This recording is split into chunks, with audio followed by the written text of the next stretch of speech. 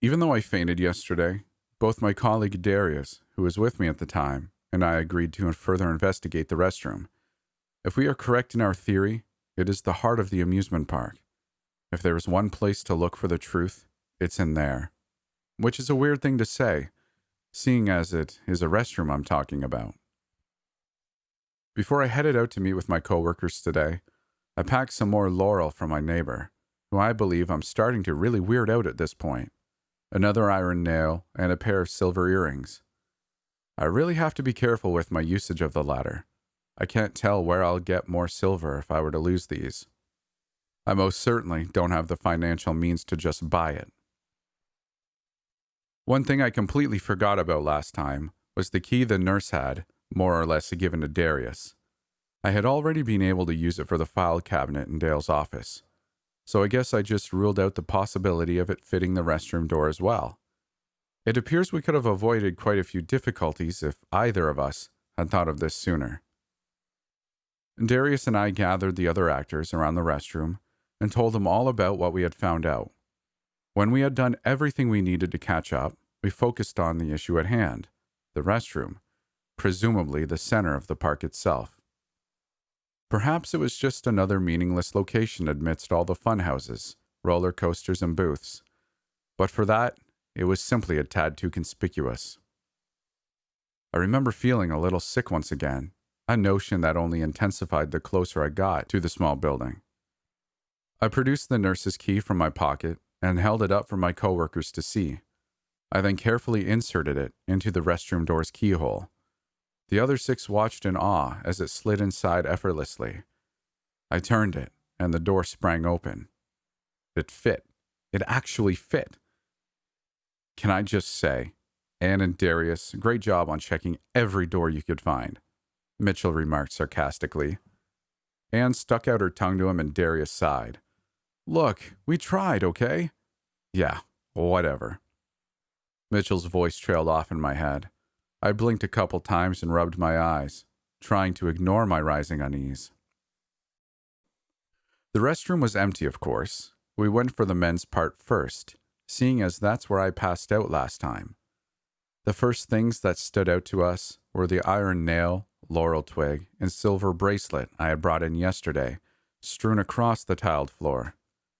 Darius was the first one to reach them, the rest of us still waiting outside. He knelt down and gathered them up in his hands, taking them back outside to show me. They weren't like that yesterday, were they? He asked, holding them out to me. The nail was showing clear signs of rust.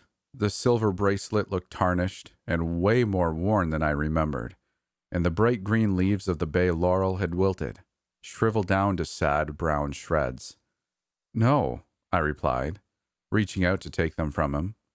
I tucked them away in my backpack and set it down on the ground outside before proceeding into the small building. After all, it was now obvious that whatever was inside that restroom had damaged the charms. It was rejecting them. Perhaps me carrying them around with me was what had caused me to collapse yesterday. It worked. When entering the dim, gloomy-looking bathroom, I felt perfectly fine. Even though the others had been reluctant at first, they soon joined in on the search.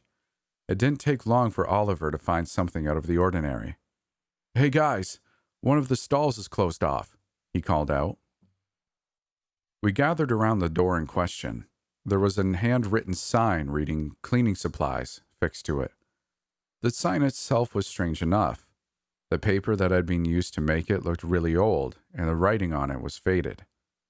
All of the toilet stall doors in the amusement park reach all the way down to the floor and up to the ceiling, so there is no way of seeing what's on the inside if you're standing in front of one. None of us actors ever used the visitors' restrooms, meaning that we had no idea of there being a locked room. We probably wouldn't have paid any attention to it either, if it weren't for us specifically looking for it. We tried to use the key on it once again, but for some reason, it didn't fit this time. What kind of crap is this? Mitchell complained loudly. Screw Dale, seriously. That guy uses one and the same key for the mystery restroom and the file cabinet in his office, but not for this thing? Well, maybe it is just a regular supply storage, Maxine suggested. We should keep looking around. We might be missing what's actually important here. We continued to search, but we found absolutely nothing. Eventually, we had to realize that whatever was special about this restroom was lying behind that locked stall door. Does anyone know a member of the cleaning staff by any chance? Oliver asked the group. They might know something. Caroline perked up and nodded. Just a second. She muttered as she fumbled for her phone. After shortly glancing down at it, she frowned. There's no reception in here. I'll try outside. With that, she rushed out of the restroom. It's weird that there's no reception in here. I know for sure there is in employee restrooms, Mitchell stated. How so? I asked with a grin. He shrugged, avoiding my questioning stare. I get bored when I have to go for bigger business, okay? All right. No cell phone reception. The place clearly rejects otherwise protective objects and can even cause their bearer to pass out. There's obviously something sinister going on in here. Anne concluded, side glancing at me, she added. How are you feeling, by the way? I'm fine, I guess. I think it's because I left my stuff outside, I replied. Well, good. But as soon as you start getting drowsy or anything like that, tell us, okay? Anne patted me on the back, and was just about to turn her attention back on the locked door in front of us when she let out a startled gasp. Everyone immediately turned to look at her and ask what was wrong, but all she had to do was hold up her hand. There was a large red stain on her palm. Leia, she whispered, you're bleeding. She took a step back to look at my back. Holy shit, it's all over your shirt. It was only then that I noticed a sense of wetness on my skin, as if someone had splashed me with water from behind. I craned my neck to try and see what she meant. I could spot prominent streaks of red out of the corner of my eye. I rushed to the bathroom mirror and turned so I could get a better look at myself. Anne was right. I never mentioned this before because I obviously didn't think it would be relevant, but I have a few tattoos on my back. It's mostly just aesthetic stuff and symbols or phrases from franchises that I like. For example, I've got the moonstick from Sailor Moon and a couple of lavender roses on my left shoulder blade. Then on the small of my back, there's a lettering reading, No Return, in a pretty bold basic font. This is the only tattoo that has more of a personal meaning to me, but that's a way too long and boring story to explain. What I saw was completely unexplainable to me. I have had all of my tattoos for a really long time, and there had never been any issues with them. But now, regarding my pale back with all of its colorful markings in the mirror, I found that their edges were bleeding. Thick drops of red had formed on the black outlines.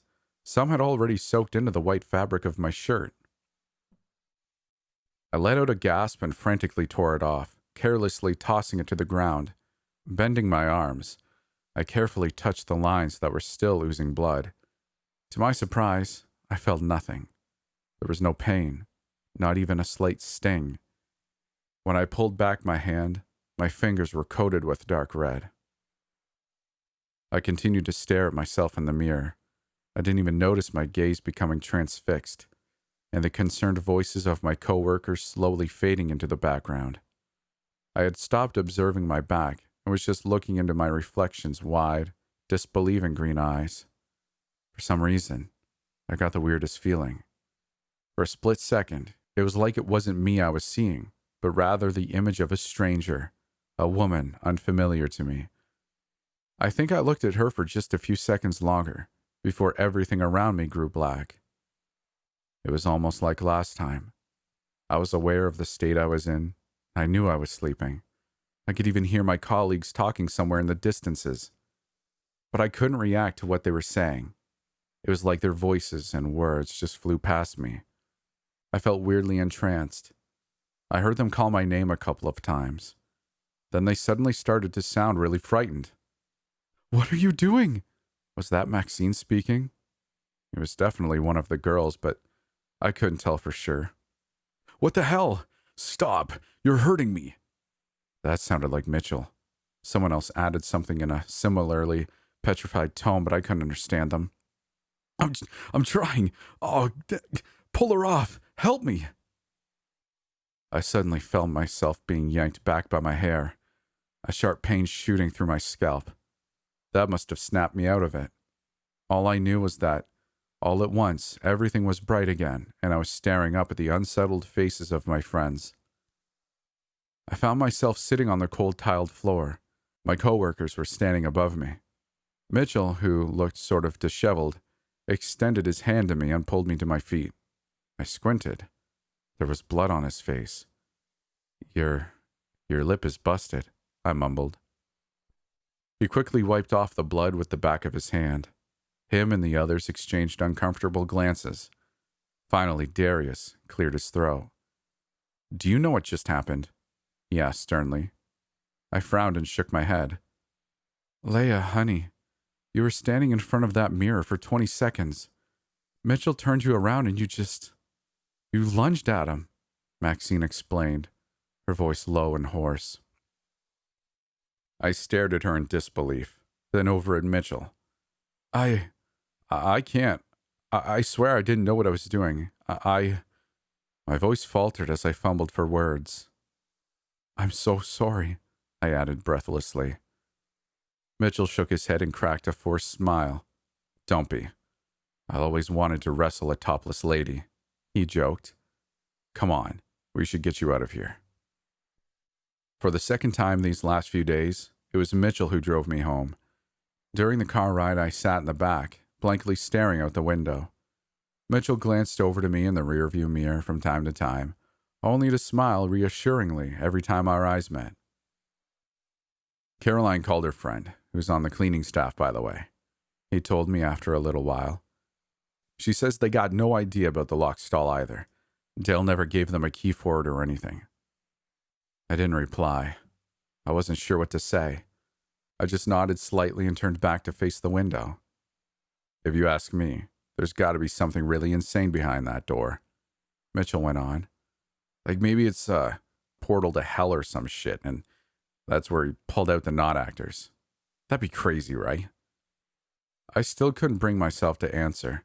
I could barely look him in the eyes for that matter. Mitchell sighed. You don't have to feel bad because of my lip or anything. Hey, maybe it'll become a scar. That'd look pretty cool, right? Like, tough. I swallowed audibly. Did I hurt you? I asked. Don't lie to me, please. Okay, well, it wasn't pleasant, that's for sure, and it was kind of creepy to be honest. I could barely get you off of me. You were too strong. It was Oliver who pulled you away. If he hadn't, well, I don't know. But don't mess yourself up about it. Let's stay positive, okay? I sighed. Mitchell, I think something's happening to me. I'm not sure what, or if it's just my imagination, or if I should be worried at all, but I feel like this won't end well. Mitchell parked his car in front of my apartment building, reached for my blood-stained shirt, which was lying on the passenger seat, and handed it to me. Even so, that's just all the more reason to keep investigating, right? We'll figure this out somehow. I requested for him to come inside with me to keep me company for a little while. He thankfully complied, and we spent some time watching TV together. I was glad he wasn't upset with me, but I was even more relieved that I didn't have to be alone after what had happened. I felt like crap. On top of that, I had forgotten my backpack in the park. I figured I would just have to get it back tomorrow. Eventually, Mitchell had to leave, and once again he assured me that everything was going to be all right, and to call him if I needed anything. Only 10 minutes after he had left, my phone rang. When I picked up, I was more than surprised to hear Dale's voice on the other end. Hey, he said. Nothing else, just hey. Hi? An awkward pause followed before I spoke up again. Why are you calling? I was wondering if you could come over tomorrow. To your office? No, he replied, fumbling for words before adding. To my place. I'll give you my address. We can drink, or maybe we shouldn't, after what happened last time. Actually, I just want to talk. He sounded sheepish and uncertain. I wasn't sure what exactly came over me that caused me to say yes, but well, I did. Good. He sounded relieved. Awesome. I'll see you tomorrow at, how about 8? In the evening, of course. Yeah, 8's good. I'll be there. Without losing another word, he hung up. I'm really not sure what to make of all this. I feel like things around here are getting weirder and weirder by the day. I guess I'll see how it goes.